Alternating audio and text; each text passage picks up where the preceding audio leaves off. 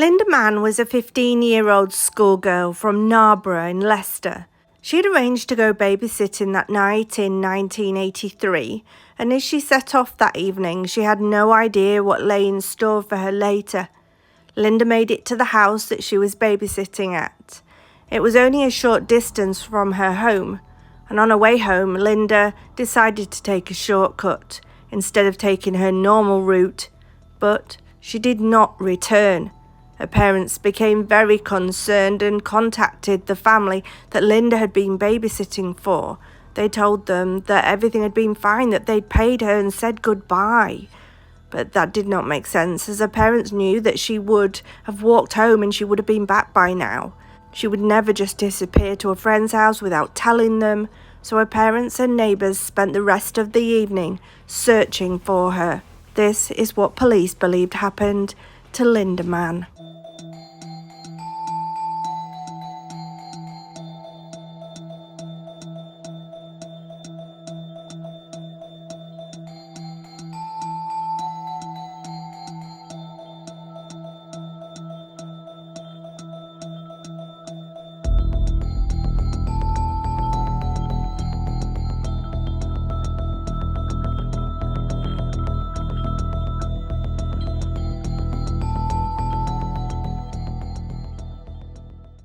Without success, Linda's parents contacted the police, and after police started searching and it was now daylight, making the search easier, Linda was found that morning. She'd been found essayed and had compression to the neck, found on a deserted footpath known locally as the Black Pad. This lane is known locally as the Black Pad. It's used mainly by people walking their dogs, pedestrians from Enderby and from Narborough. At that time of night he was taking a chance because usually this lane is fairly well used by people. He knew that it was getting dark, she was alone, and the opportunity for him was there, and that's why he took it. Linda's mother made a heartfelt public appeal for someone to come forward with information before this man carried out another crime and another girl lost her life. It's 15 days after the murder of Linda Mann, and people in the village of Narborough are living in fear. Detective Superintendent David Baker appealed to anyone who may have seen something to come forward. There was no indication that it was anybody away from the area. We got no descriptions of the assailant or anything like that from witnesses, so we were very much in the dark as to who was responsible. Police went door to door. They spoke to all of the men in the area of a certain age. They asked them where they were during that evening. Many struggled to remember back to what they were doing, but police made notes of every male they'd spoken to and every male they had not spoken to. They created lists, and using forensic science techniques available at that time, police were able to take a semen sample from her body. Police linked the semen sample taken from her body to the type A blood and an enzyme profile that matched only 10% of males. But with no other leads or evidence, this case was left open. It seemed to go cold. The case would eventually be solved, but not before a girl would be taken hostage and another girl would go missing. 2 years later, a young girl had been walking home when a man came towards her, threatening her with a screwdriver in one hand and a knife at her throat. Liz Knight had been picked up by a man on a Saturday in June 1986. She was driven for 40 minutes from Wigston towards Great Glen. And during the drive, Liz knew she had to do something. She had to get out, so she grabbed the steering wheel to the car, making him swerve a little. Now the man's demeanour changed, and for some strange reason, he just decided to drive her home and not attack her further. He put his hand on her knee, saying, "I haven't hurt you yet," before dropping her off at her house, asking, "How about a goodnight kiss?" to which she obviously refused.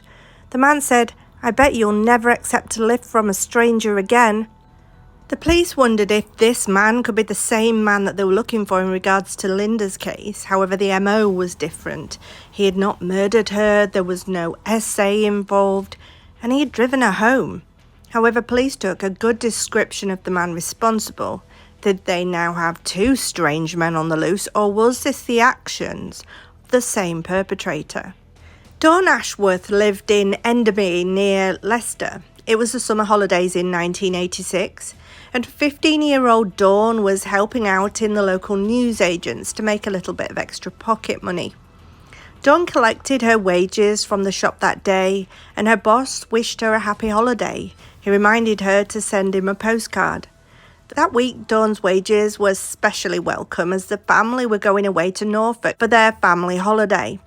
Dawn was in a cheerful mood. She was a fun, happy girl. She was about to start 5th form at the local grammar school where she attended. Working in the newsagents, Dawn spent a lot of money on the latest magazines, which at the time were a big thing for young girls, learning all the new latest fashions and hairstyles, the celebrities she followed, etc. She also loved buying clothes and spent time shopping with friends. At 15, Dawn was not particularly interested in boys yet, but had many friends that she enjoyed hanging around with. On the 31st of July 1986, it was a Thursday, and 15-year-old Dawn Ashworth left her family home in order to visit a friend's house before the family left to go on holiday. But Dawn's parents were also apparently going out that night, and they'd asked Dawn to stay in and look after her younger brother. So Dawn agreed to stay at home that evening and look after him. But Dawn could not call her friend to rearrange, as her friend did not have a telephone. So Dawn set off over to the house to tell her instead, maybe even ask if she wanted to babysit with her. As she left, she told her parents she'd be home about 7 p.m. 4:15, Dawn was seen by a couple of friends from school. They waved and said hello to each other. On the way to her friend's house, Dawn would have used the £10 lane. It was a rural track to Narborough. It was paved and lit at one end where it met the M1. The lane then narrowed and eventually petered out into a track.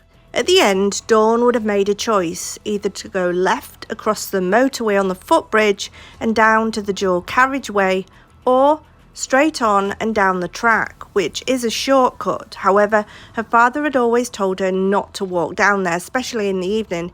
He felt that it was just not safe to walk alone, so he always told her to go over the footbridge and down to the dual carriageway. As she walked down over the footbridge and down to the dual carriageway, she stopped and waited to walk across. Made it to King Edward Avenue and Leicester Road at about 4:25 p.m. and then entered Carlton Avenue. She knocked on her friend's door, but her friend had gone to another friend's house. Her mother said that she and another friend had left and possibly gone to the village. Now Dawn went and knocked on the other friend's door, but neither of them were there either. And it seemed like Dawn did not really want to go searching for the pair in the village, so she possibly started to make her way home.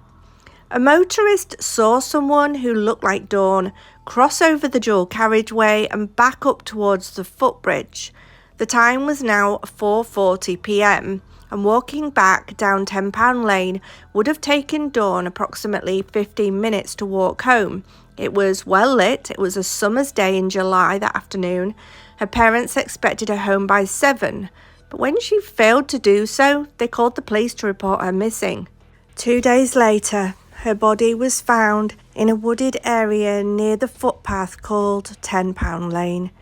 She had been beaten, she had been essayed, and she'd had compression to the neck. Forensics believed that Dawn had been murdered sometime the day she disappeared, between 5 and 5:30 p.m, the time she should have made it home. They believed that Dawn had made it about 100 yards into the lane before she'd been attacked. Police spoke to the family, friends, neighbours, and anyone who may have used £10 Lane that day, anyone who'd walked the track, anyone who'd seen her cross over the dual carriageway. And then 2 men came forward. They said that they worked on the far side of the footbridge near the motorway. They had apparently been stood outside in the yard of the radiator works where they worked. It was about 5 p.m, and they both stopped what they were doing after hearing the most almighty scream. The sound seemed to come from the direction of £10 Lane. At around 5:30 p.m. that day, A motorist driving along the dual carriageway saw a man run across the road from £10 Lane. They remembered him because they had to stop and swerve. He ran out right in front of them, ran across the dual carriageway and up the embankment towards the M1. He was seen running across 3 lanes of the M1 too, at junction 21 at the top of the embankment. He was pretty distinctive, about 20 years old, 5'10", quite athletic, wearing blue jeans. The MO of this attack matched the first attack, and police believe that this young man was also local to the area. Semen samples revealed the same blood type from the first crime. An initial suspect in the investigation was a man named Richard Buckland. Suspicion fell on the man, who lived locally, and he was arrested. A 17-year-old with learning difficulties. While innocent of both murders, he revealed knowledge of the first murder, admitted knowing about the crime, but denying murder. He was arrested and charged with Dawn's murder initially, but with nothing to link him to the earlier crime. Police decided to use a complex forensic test of DNA and genetic fingerprinting. Police then issued a press conference. The test carried out did not implicate Mr. Buckland in the death of Linda Mann. The test showed that a person yet unknown was involved in both of the girls' deaths. The police made it clear that they felt the man who had done this was responsible for both murders, and police took the case to Crime Watch in hopes that the public could help, before another girl would go missing and would end up in the same way. In early 1987, police asked every local male between the ages of 16 and 34 to voluntarily give blood samples for DNA testing. By the end of January, 1,000 men had been tested. Men who declined to give blood samples found themselves under a lot of police scrutiny. And then, something happened at a local bakery. A man was talking and was overheard. He was 23-year-old Ian Kelly. He lived outside the area. He was overheard in a pub discussing how he had provided a blood sample for a man on his behalf by using a fake passport to masquerade as this particular man. He'd agreed to do it for £200 and took the blood test on the 29th of January 1987. The conversation during the lunchtime of Saturday the 1st of August 1987 was overheard by other bakery colleagues and 28-year-old Jackie Foggin. She reported it to police. This vital tip-off was later credited with enabling this particular man. His name, Mr. Pitchfork. Mr. Pitchfork had told Kelly that he wanted to avoid being harassed by police because of his prior convictions for indecent exposure. He lived at 6 Brasscote Lane in Newbold, Verdon, attending school in Market Bosworth and Bosworth College in Desford. He was in the first Newbold Vernon Scout Group, gaining the Chief Scouts Award in 1976. Molly Pitchfork, his mother, was the group scout leader. As he got older, he married a social worker in 1981 and moved to the Leicestershire village of Littlethorpe. Before his marriage, Mr. Pitchfork had been convicted of indecent exposure and had been referred for therapy to the Carlton Hayes Hospital in Narborough. Mr. Pitchfork had obtained work in Hampshire's bakery in Leicestershire in 1976 as an apprentice, and he continued to work there until after his arrest. He became particularly skilled as a sculptor of cake decorations and hoped eventually that he could start his own cake decorating business. According to his supervisor, he was a good worker, a good timekeeper, but he could be very moody and wouldn't leave the women employees alone. He was constantly chatting them up. On Saturday, the 19th of September 1987, Mr. Pitchfork was arrested at 32 Haybarn Close in Littlethorpe by Detective Inspector Mick Thomas. Mr. Pitchfork's wife tried to attack him when he told her that he had killed 2 girls. During questioning, Mr. Pitchfork admitted to exposing himself to more than 1,000 women, a compulsion that began in his early teens. He later progressed to SA and then trying to compress people's necks. Pitchfork said that this was in order to protect his identity. Investigators rejected this, viewing the motivation for taking their lives as perverted sadism. During his interviews with the police, he admitted his crimes, but lied about the level and nature of the violence he had inflicted on the victims. At his trial at Leicestershire Crown Court, Mr. Pitchfork pleaded guilty to the 2 essays and murders, and conspiring to pervert the course of justice. In January 1988, he was sentenced to life in prison for the 2 murders and 10 years for essaying the victims. He was also sentenced to 3 years for each count of essay, and then 3 years for perverting the course of justice, with all sentences to run concurrently. The Lord Chief Justice, at the time of his sentencing, said, "From the point of view of the safety of the public, I doubt if you should ever be released." The Secretary of State set a minimum term of 30 years, and that was in 2009.